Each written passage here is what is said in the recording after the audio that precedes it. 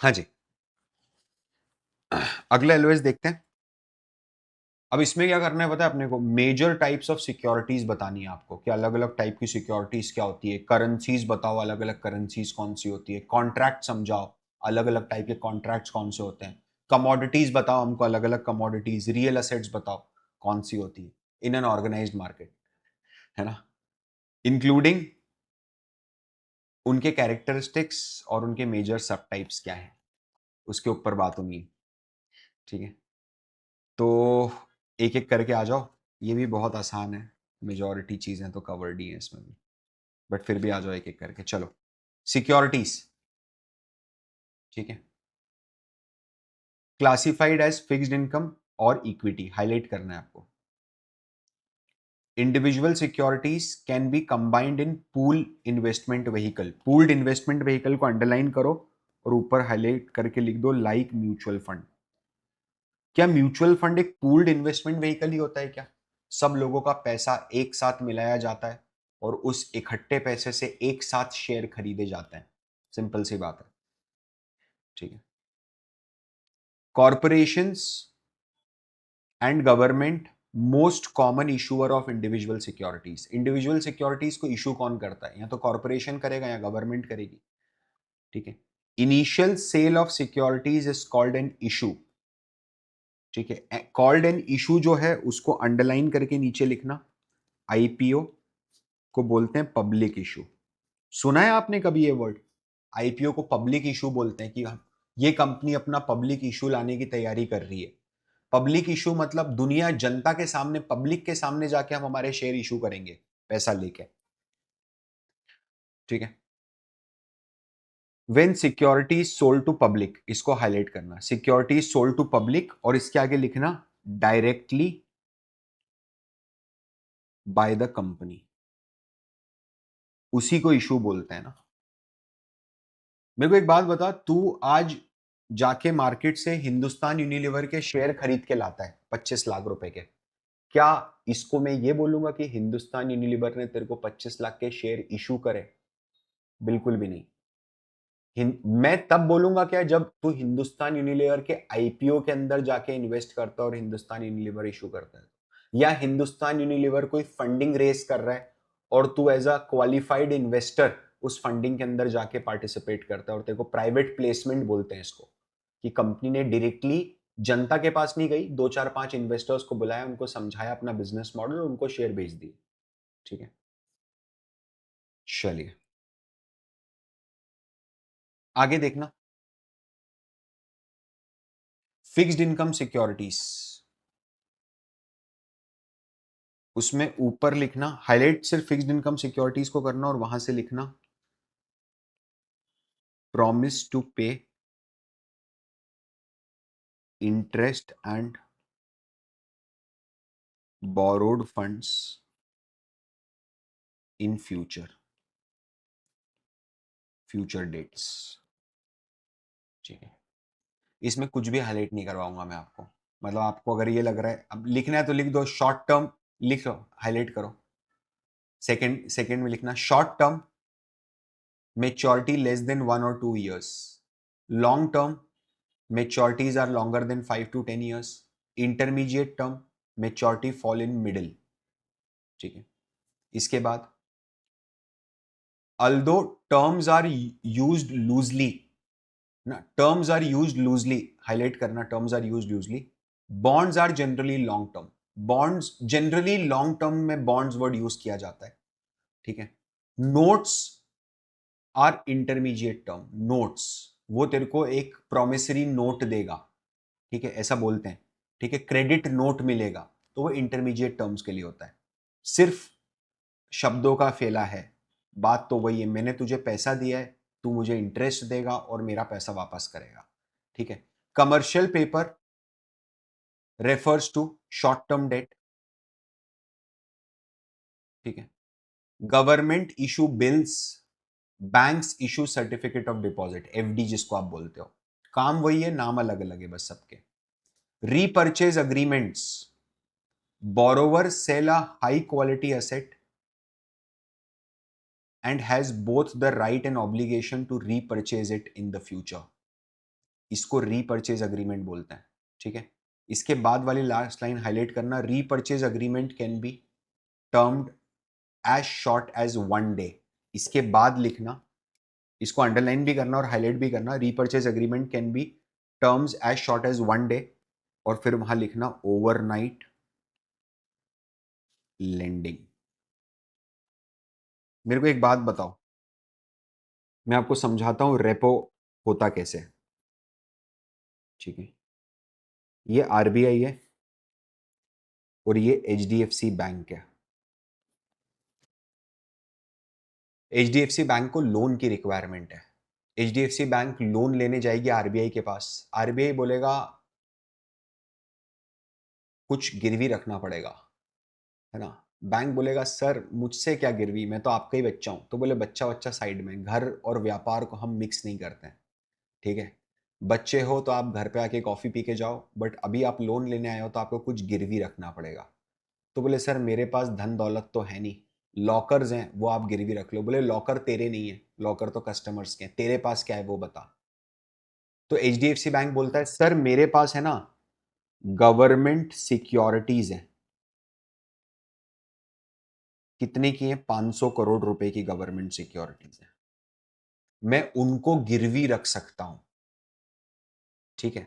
अब प्रॉब्लम क्या होती है पता है, आरबीआई के पास गिरवी रखने का पावर ही नहीं है। आपको मेरी बात समझ में आ रही? गिरवी वर्ड तो समझ में आता है ना, हाइपोथेकेट करना, प्लेज करना। हालांकि हाइपोथेकेशन प्लेज अलग अलग मतलब है दोनों के, बट आरबीआई क्या अपने पास किसी भी असेट को गिरवी रख सकती है? नहीं रख सकती, माथाफोड़ी ज्यादा है। तो आरबीआई क्या बोलता है पता है, बोले देख मैं गिरवी तो रख नहीं सकता, लेकिन अपन एक काम करते हैं, तू है ना मुझे ये गवर्नमेंट सिक्योरिटीज बेच दे। बेच दे मतलब आज टुडे हम ये सौदा करते हैं, दो ट्रांजेक्शन एक साथ करते हैं, दो अग्रीमेंट करते हैं। क्या अग्रीमेंट करते हैं? HDFC will sell to RBI at the rate 500 crore. तो तू बेच दे, गवर्नमेंट सिक्योरिटीज मेरे पास आ जाएंगी, मैं तेरे को तुरंत 500 करोड़ दे दूंगा। बट एक और अग्रीमेंट आज ही करना है, which is after 6 months HDFC will buy securities from RBI at the rate of 510 crores। आज से 6 महीने के बाद तू वापस आना, और जब तू तब वापस आएगा तो मैं जो 500 करोड़ का तेरे ही कागज है ना, ये कागज तो तूने ही दिया था मेरे को, तेरी सिक्योरिटीज है, ये मैं तुझे वापस बेचूंगा 510 करोड़ रुपए में। मुझे एक बात बताओ, एक बात आपकी कंपेटेंसी सोचते हुए बताना, आपको लगता है जेन्युइन बाय और सेल का ट्रांजेक्शन है या लोन है? ये जेन्युइन बाय और सेल का ट्रांजेक्शन लग रहा है क्या आपको? ऐसा होता है क्या जेन्युइनली कि आज खरीदा और 6 महीने बाद का रेट आज ही डिसाइड करके वापस खरीदने का ट्रांजेक्शन कर लिया? नहीं। क्या ये loan hidden in the form of transaction है? क्या ये रीपर्चेज अग्रीमेंट है क्या जो आज ही करा गया है? रीपर्चेज अग्रीमेंट, इसी को रेपो बोलते हैं। क्या एक्चुअल में आरबीआई ने ये ट्रांजैक्शन करके एचडीएफसी बैंक को 500 करोड़ रुपया उधार दिया है क्या, जिसके अगेंस्ट में एचडीएफसी बैंक ने 6 महीने तक यूज करके 10 करोड़ का इंटरेस्ट पे ऑफ करा है? क्या यही होता है? क्लियर है सब लोगों को? 100% क्लैरिटी यहां तक? ये रेपो रेट है भाई, ठीक है। छोटा सा कीवर्ड था बट समझाना जरूरी था। इसके बाद थर्ड, कन्वर्टेबल डेट।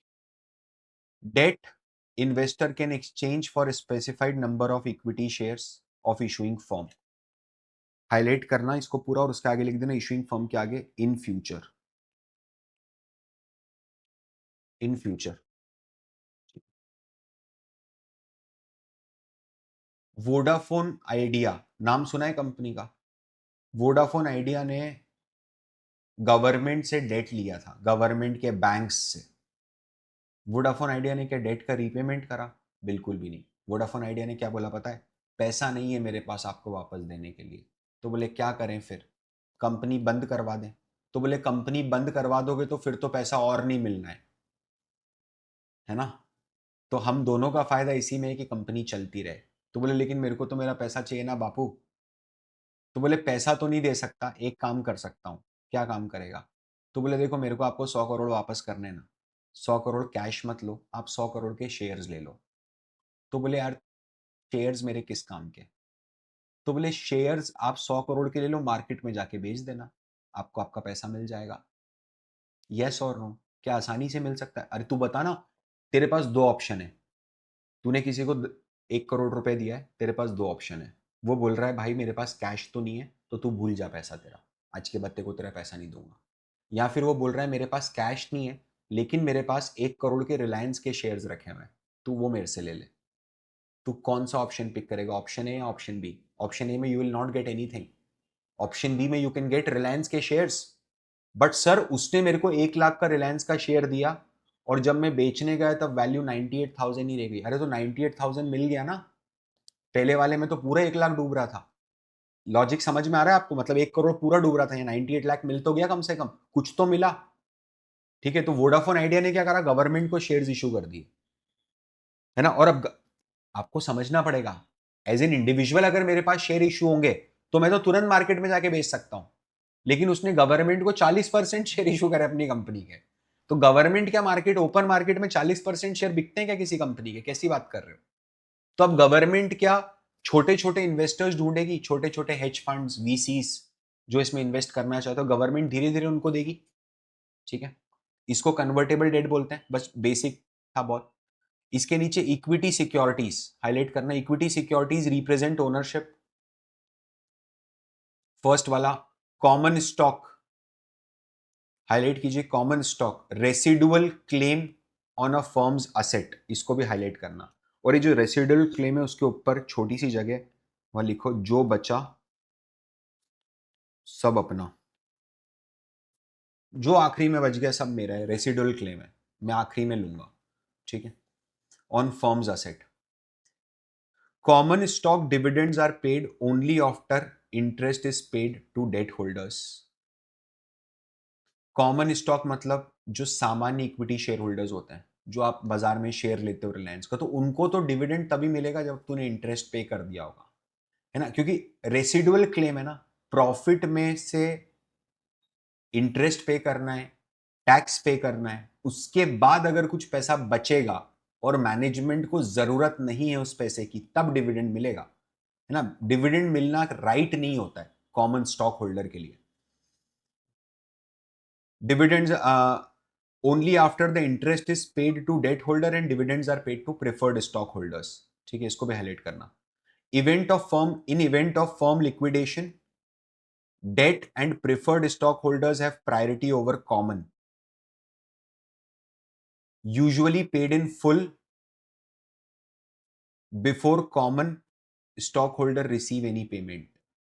कुछ भी नहीं है यहां पर, उसने सीनियरिटी बताई है, समझना। एक कंपनी है जो बैंकक्रप्ट होने वाली है और इसके पास सिर्फ 5,000 करोड़ के असेट्स बचे हुए हैं, बट उसके अगेंस्ट में इसके पास तीन तीन जगहों से इसने पैसा उठाया है।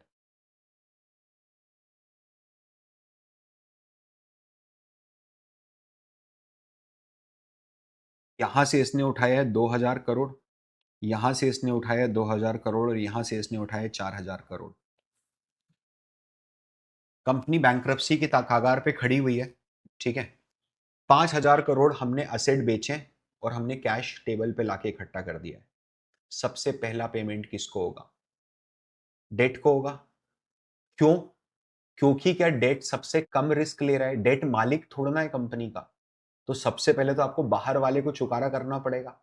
ठीक है, तो मैंने 2,000 रुपए डेट वाले को चुकारा कर दिया, मेरे पास कितना बचा? 3,000 करोड़ बचा है।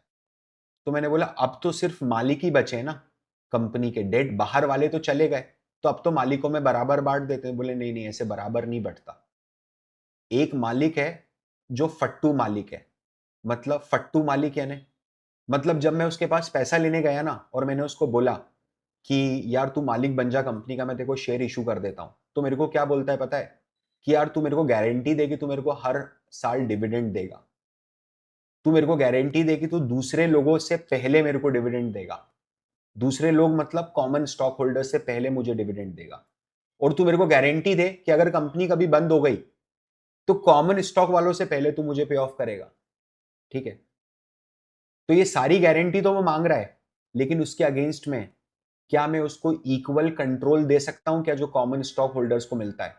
जो राइट्स कॉमन, समझना, वो प्रेफर्ड स्टॉक वाला क्या हर जगह अपनी प्रेफरेंस मांग रहा है क्या कि डिविडेंड मेरे को मिलना चाहिए? ठीक है, मेरे को सबसे पहले पैसा मिलना चाहिए, कॉमन स्टॉक से पहले पैसा मेरे को मिलना चाहिए। तो जब तेरी रिस्क तू कम कर रहा है, तो क्या सोच के बताओ, ज्यादा रिटर्न किसका निकलता होगा, कॉमन स्टॉक का या प्रेफर्ड स्टॉक का?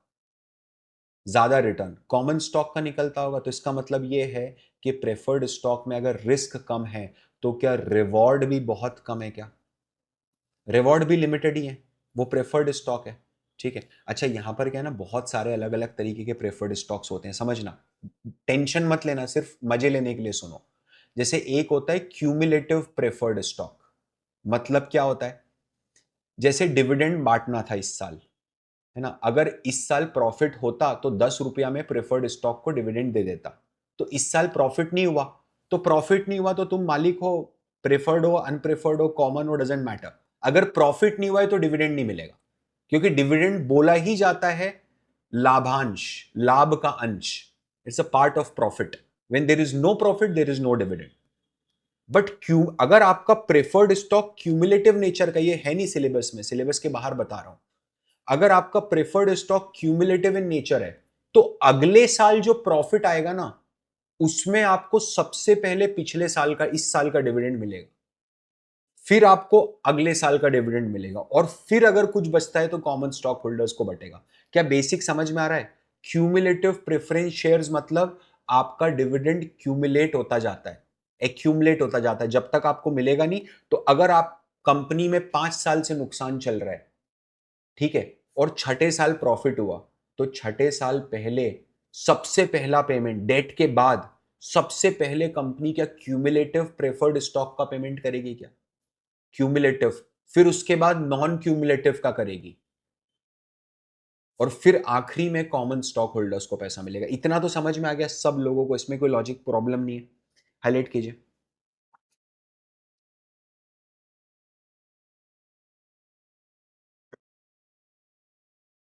ये अपन ने हाईलाइट कर लिया था, preferred stock holders have priority over common stock holders and usually paid in full before common stock received any payments. इसके बाद प्रेफर्ड स्टॉक हाईलाइट करना। Preferred stock is equity securities, scheduled dividend, scheduled को ऊपर fixed भी लिख सकते हो, typically do not change over securities life, must be paid before any dividend on common stock में बी पेड, कॉमन स्टॉक के पहले इनको डिविडेंड पे करना है। वारंट्स अभी हाईलाइट कर लो बस।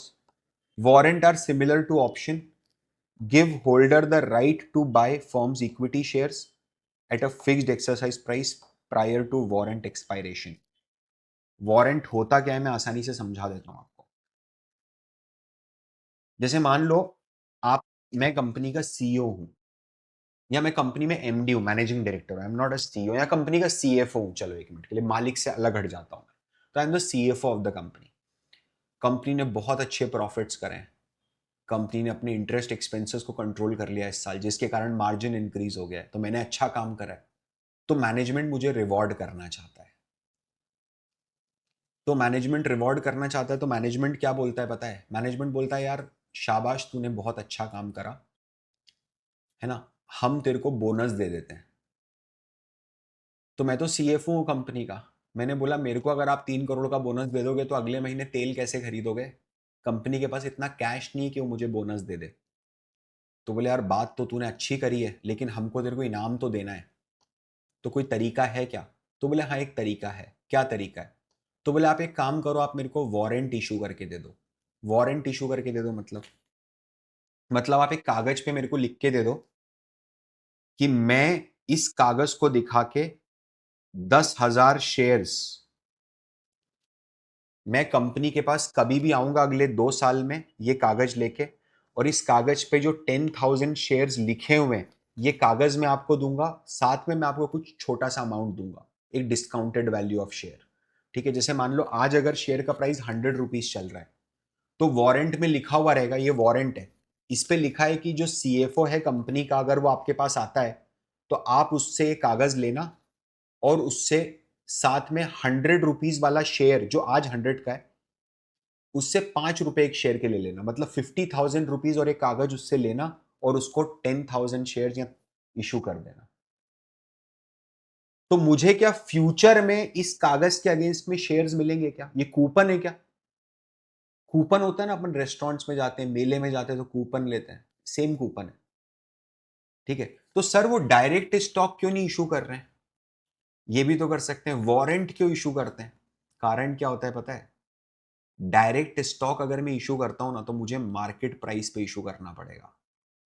दूसरे बाबा बूम करेंगे ना कि ऐसे कैसे, हमसे तो पैसे लिए इसको, तो मुझे तो इसको रिवॉर्ड करना है, तो मेरे को इसको डिस्काउंट रेट पे इशू करना है, इसलिए मैं वारंट इशू कर देता हूँ। It's just one of the instruments, nothing else. ठीक है, पूल्ड इन्वेस्टमेंट व्हीकल सिर्फ हाईलाइट करिए आप, mutual funds, exchange traded funds, asset based securities. ये जो म्यूचुअल फंड और एक्सचेंज ट्रेडेड फंड के बुलेट बने हुए ना, यहां म्यूचुअल फंड होगा और यहां पर ईटीएफ्स होगा, यहां पर ऐसे करके लिखो, कवर्ड इन पोर्टफोलियो मैनेजमेंट। इसके बाद जो असेट बैक सिक्योरिटीज हैं उसके यहां पर लिखो कवर्ड इन फिक्स्ड इनकम। यहां पर यार कोई मतलब नहीं है वैसे। असेट बैक सिक्योरिटीज अपन ने थोड़ा थोड़ा तो समझा हुआ है, याद आ रहा है क्या आपको? ट्रांचेस बने थे 2008 के बारे में मैंने बताया था, हल्का फुल्का बताया था आपको, है ना, कि सब प्राइम क्राइसिस कैसे हुआ था, अल्टरनेटिव इन्वेस्टमेंट के टाइम पे शायद अपन ने डिस्कस किया था। और आखिरी में हेज फंड है, हेज फंड्स। हेज फंड्स में ऊपर एरो लिख के लिख दो, कवर्ड इन ऑल्टरनेटिव इन्वेस्टमेंट। ठीक है, इसके बाद आइए करेंसीज पे, हाईलाइट करना, currencies are issued by a government central bank. Second line, reserve currencies held by government and central banks worldwide. Reserve currency को अंडरलाइन करके ऊपर निकाल दो, वो करेंसी जो दूसरे देश सेव करके रखते हैं। थर्ड लाइन में लिखना, include dollar, euro, British pound, Japanese yen and Swiss franc. ठीक है, इसके बाद तो कचरा ही लिखा है, वो यही बोल रहे हैं, in spot currency market currencies are traded for immediate delivery. तो मेरे को पता ही है, जैसे ही तूने बोला स्पॉट मार्केट, मेरे को पता था कि डिलीवरी अब भी मिलेगी हाथों हाथ। ठीक है, इसके बाद कॉन्ट्रैक्ट्स में आइए, हाईलाइट करना, अग्रीमेंट बिटवीन टू पार्टीज, दो पार्टीज के बीच का अग्रीमेंट है, require some action in future such as exchanging an asset for cash. ठीक है, often based on securities, currencies, commodities. ठीक है, अगला paragraph, forward contract, agreement to buy or sell an asset in future at a price specified in the contract at its inception. Inception समझना, agreement to exchange an asset in future, delivery future में होगी, dollar बाद में खरीदना है। ठीक है, at a price, at a price specified in the contract, उस प्राइस पे फ्यूचर में खरीदूंगा जो प्राइस मैंने कॉन्ट्रैक्ट में लिखा है। कब लिखा है? एट द इंसेप्शन, आज लिखा है। ठीक है, ये बहुत अच्छे से समझ के आए अपन।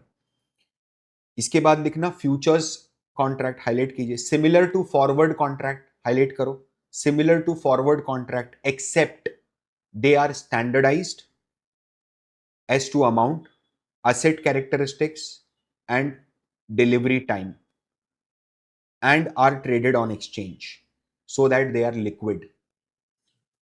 फॉरवर्ड समझ, मान ले ऐसा कि तू एक किसान है, 1 मिनट के लिए किसान समझना खुद को, और तूने सोयाबीन बोया है। तुझे पता है कि 2 महीने बाद सोयाबीन तेरे को बेचना ही बेचना है। 2 महीने बाद सोयाबीन आ जाएगा अपने पास गोडाउन में, अपन बेच देंगे उसको। लेकिन अपने को डर है कि सोयाबीन का रेट कम हो जाएगा। क्या मैं आज ही 2 महीने बाद सोयाबीन बेचने का फॉरवर्ड कॉन्ट्रैक्ट में इंटर कर सकता हूं किसी बड़े व्यापारी के साथ? शहर जाके किसी बड़े व्यक्ति के साथ, किसी बड़े डीलर के साथ आज ही फॉरवर्ड फॉरवर्ड यूज करा है मैंने, फॉरवर्ड अग्रीमेंट इंटर कर सकता हूं। ठीक है, मैंने करा। मैं गया उसके पास, उसने पूछा मेरे से कितना सोयाबीन है तेरे हिसाब से। तूने बोला सर पिछली बार तो कुछ 4,500 टन हुआ था ना, 4,500 टन हुआ था। बोले ठीक है, जो भी होगा ऊपर नीचे अपन समझ लेंगे। सोयाबीन आया, सोयाबीन 4,200 टन निकला। तू गया उसके पास, उसने बोला ठीक है कोई बात नहीं, और जो अग्रीड प्राइस था उस पर बेच दिया। ये होता है फॉरवर्ड, है ना। मैं सोयाबीन का किसान हूं, वापस से समझना, मैं सोयाबीन का किसान हूं। मेरे को डर लग रहा है कि मेरे पास जो सोयाबीन आएगा 2 हफ्ते के, 2 महीने के बाद सोयाबीन का प्राइस कम हो जाएगा। मैं शहर गया किसी बड़े व्यापारी को ढूंढने, जिसको मैं आज ही मेरा सोयाबीन बेच दूं आज के ही भाव पे, आज ही डील करके।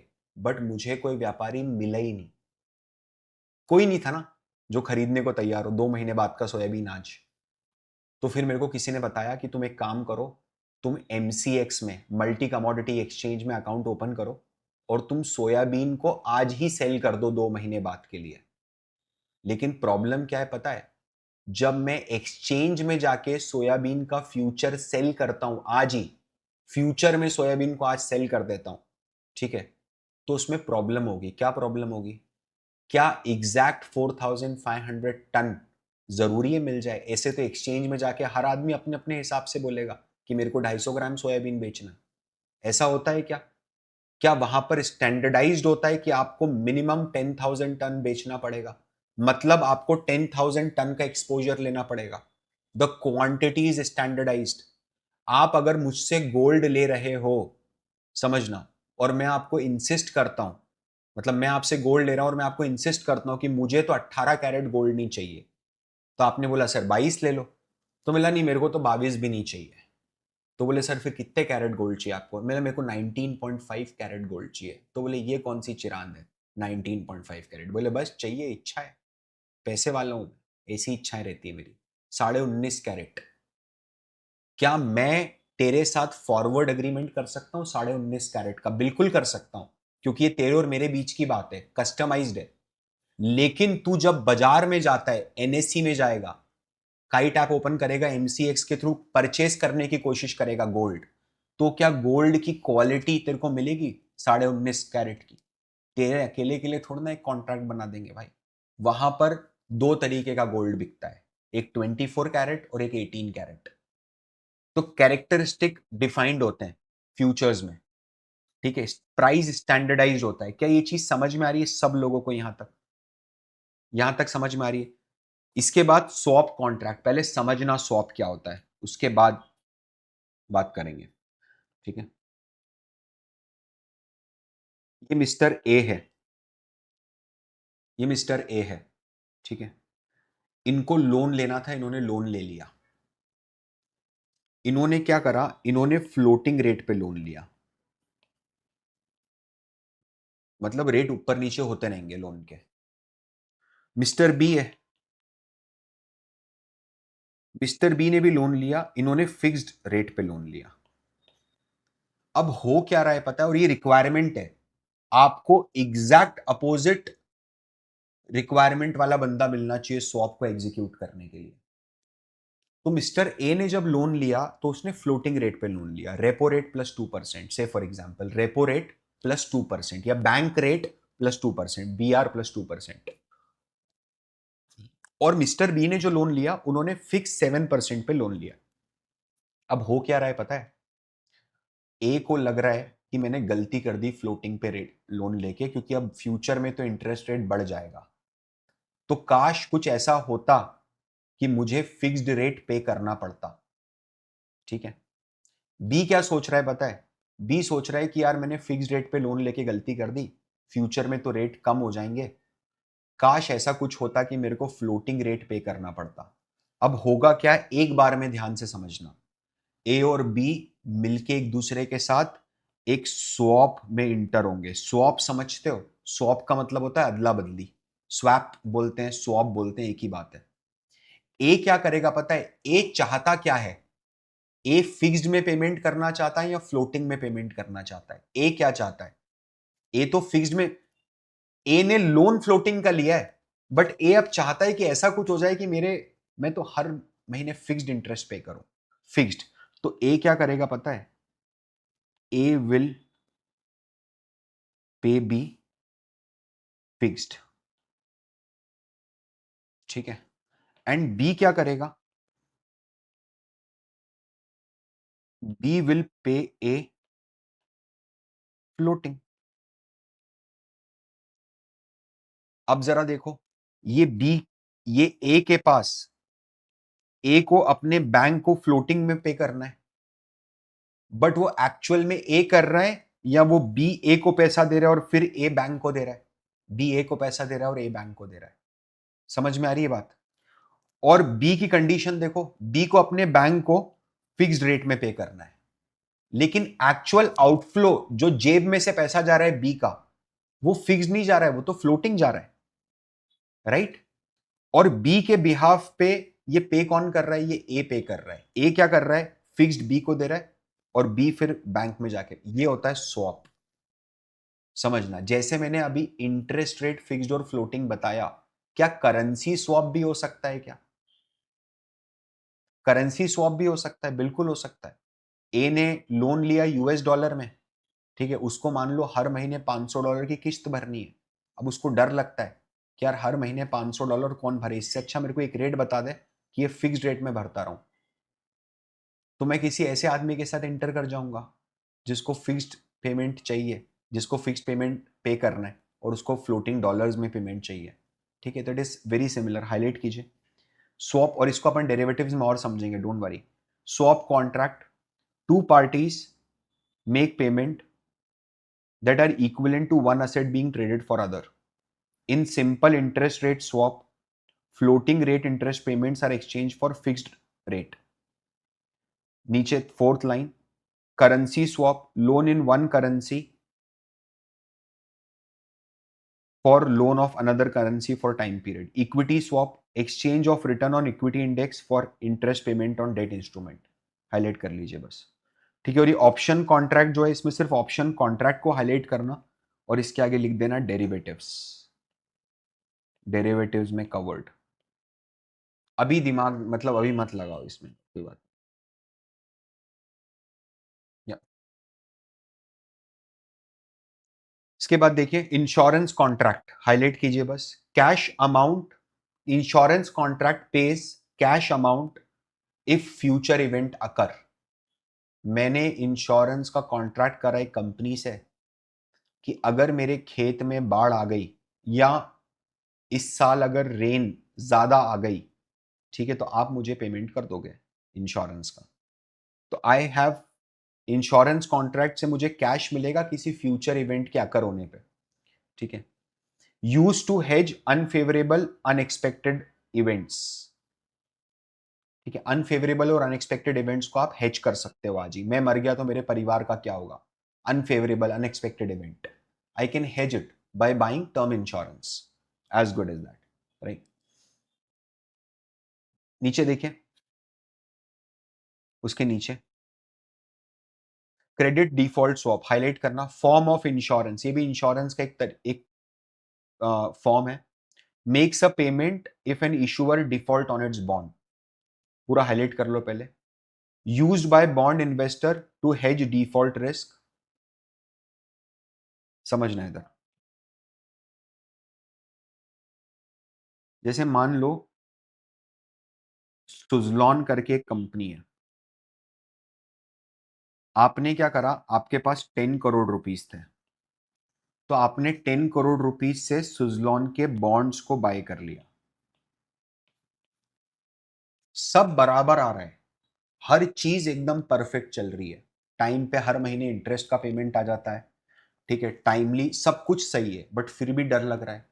पहली बार 10 करोड़ रुपए किसी प्राइवेट कंपनी को दिया है, तो मैं क्या करता हूं पता है, मैं है ना, मैं जाता हूं एक बैंक के पास, जैसे मान लो मैं गया HDFC बैंक के पास, 1 मिनट के लिए ऐसे एग्जाम्पल के लिए ले रहा हूं। मैंने HDFC बैंक को बोला कि यार वो सुजलॉन को 10 करोड़ रुपए लोन दे दिए थे, बहुत डर लग रहा है। तो बोले किस चीज का डर? मात्र 10 करोड़ रुपए में डर लग रहा है। बोले हाँ यार, पहली बार दिए थे और मेरे लिए तो बहुत बड़ा अमाउंट है 10 करोड़ रुपए। तो बोले डर क्या है तेरा? तो बोले डर यही है कि कभी सुजलॉन ने डिफॉल्ट कर दिया तो मैं तो 12 के भाव बिक जाऊंगा ब्रो, मतलब I will be finished 10 CR अगर वो खा गया मेरे तो। मैंने पूछा HDFC बैंक से कुछ हो सकता है क्या? तो बोले एक तरीका तो है, हो तो सकता है। तो बोले क्या हो सकता है? तो बोले मैं तेरे को CDS बेच देता हूं, मतलब मैं तेरे को क्रेडिट डिफॉल्ट स्वैप बेच देता हूं। तो बोले मतलब समझा नहीं, प्लेन हिंदी में समझाएगा? तो बोले बिल्कुल, तो एक काम कर, मैं तेरे को एक कागज पे लिख के दे देता हूं कि अगर सुजलॉन ने 10 करोड़ रुपए देने में डिफॉल्ट करा तो वो 10 करोड़ रुपए मैं तुझे दूंगा, तो तेरा 10 करोड़ रुपए तो सेफ है। भले ही सुजलॉन, देख सुजलॉन ने अगर डिफॉल्ट नहीं करा तो सुजलॉन तो पे करेगा ही, लेकिन अगर सुजलॉन ने डिफॉल्ट कर दिया तो मैं आ रहा हूं, मैं पे कर दूंगा तेरे को तेरे 10 करोड़।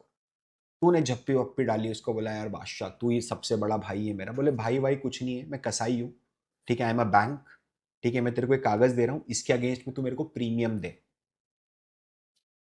तो ही वॉज लाइक कि प्रीमियम? तो बोले फिर तो ये तो इंश्योरेंस हो गया। तो बोले हाँ, लिखा ही है ना ऊपर, फॉर्म ऑफ इंश्योरेंस है। CDS समझ में आ रहा है आपको क्या होता है? लेंडर जिसने पैसा दिया है वो एक इंश्योरेंस खरीदता है कि अगर कभी बोरोवर ने डिफॉल्ट कर दिया तो जिससे मैंने इंश्योरेंस खरीदा है वो मुझे पे करेगा। ये है ना, रिटेल लेवल पे अपने को ज्यादा होता हुआ दिखता नहीं है, बट क्या ये सोवरेन लेवल की चीज है क्या? सोवरेन लेवल मतलब क्या ये ऐसी आइटम है जिसको कंट्री लेवल पे भी एग्जीक्यूट होती है? बिल्कुल होती है। जैसे मान लो इंडिया है, इंडिया ने क्या करा, न्यू पापुआ गुआना जो कंट्री है उसको लोन दे दिया। मोदी जी गए, आदिवासी डांस करा, खुश हो गए, प्रभावित हो गए, जाके उनको $5 बिलियन का लोन दे के आ गए। समझ ही नहीं आ रहा है, $5 बिलियन का। और अब फिनेंस डिपार्टमेंट जो है कंट्री का, उसको डर लग रहा है कि न्यू पापा गुआना तो खा जाएगा $5 बिलियन। तो मैं क्या करता हूं पता है, मैं गोल्डमैन के पास जाता हूं और मैं उसको बोलता हूं, गोल्डमैन सैक्स को जो इन्वेस्टमेंट बैंक है मेरा, कि यार वो $5 बिलियन दिए थे, डाउट है साला पैसा देगा या नहीं देगा पता नहीं है। तो बोले तू CDS ले लेना न्यू पापा गुआना का मेरे से, मतलब मैं तेरे को कागज पे लिख के दे दूंगा कि न्यू पापा गुआना ने अगर तेरे को पेमेंट नहीं करा तो मैं कर दूंगा।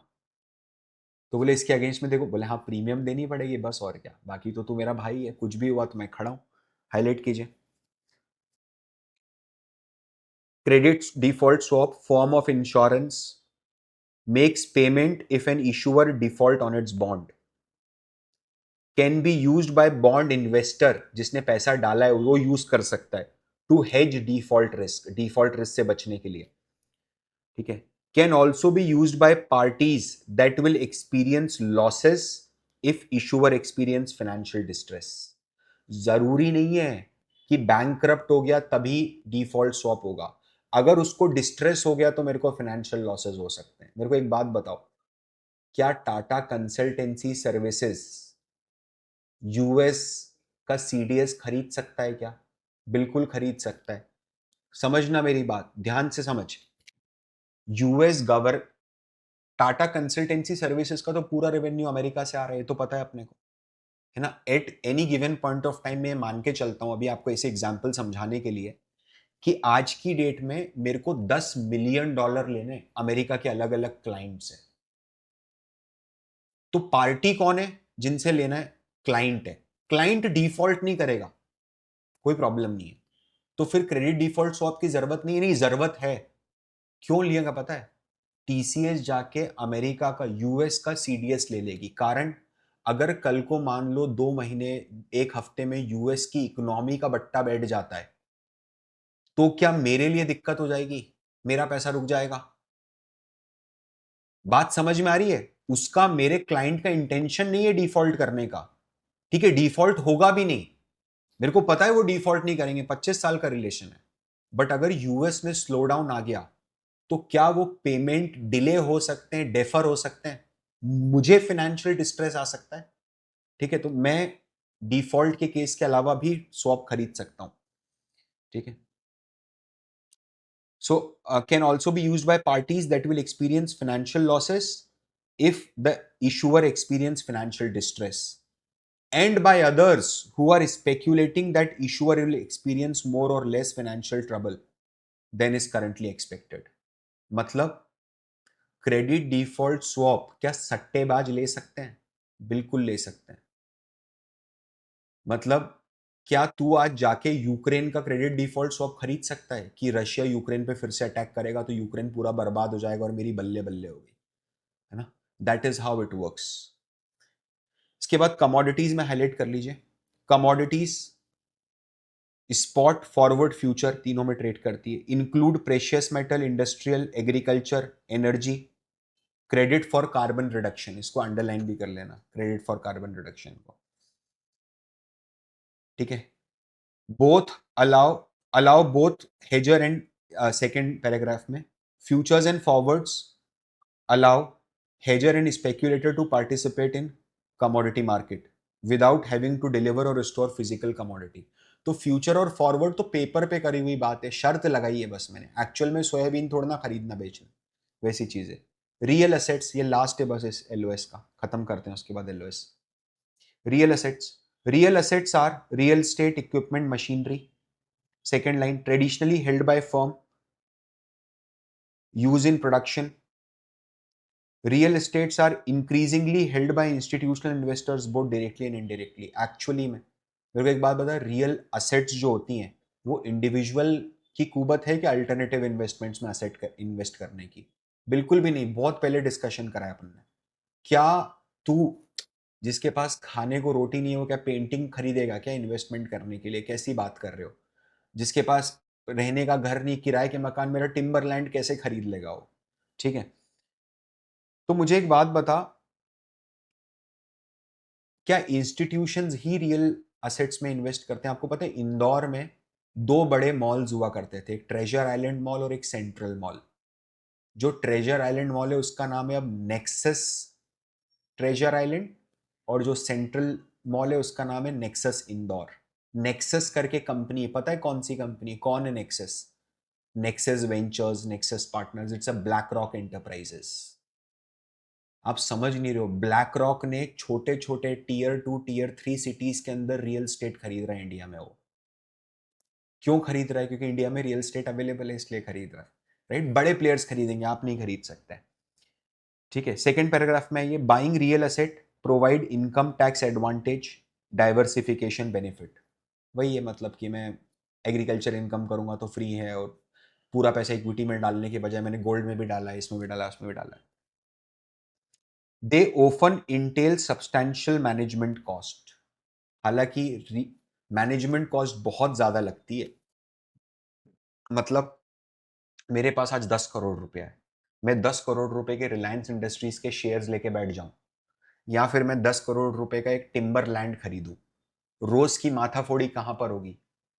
मेंटेनेंस कॉस्ट कहां पर अगले दिन से स्टार्ट हो जाएगी? टिम्बर लैंड में, है ना? वहां तो उल्टा खर्चा लगेगा मेरा रोज का। आज डीपी उड़ गई इलेक्ट्रिसिटी की, कल किसी ने दीवार गिरा दी, परसों कुछ हो गया, ये हो गया, बंदर मर गया, कुछ हो गया, कुछ नहीं हो गया। इक्विटी शेयर तो इक्विटी शेयर है जी, कोई रोज की हेडेक नहीं है, प्राइस कम ज्यादा है, बस दैट्स इट, ठीक है। उसके बाद थर्ड लाइन में usually require investor to do substantial due diligence before investing, illiquid because their specialization may result in a limited pool of investors, ठीक है। rather than buying real estate, investor may choose to buy them indirectly, REIT and limited partnership, MLP, that's it, ठीक है। इतना ही है बस, बाकी होगा आप एक बार सेल्फ रीड कर लेना, पढ़ के आए अपन पूरा उसको, ठीक है जी। यहां तक समझ में आया सब लोगों को? ये जो 3 एलओएस अपन ने करी है, चलिए।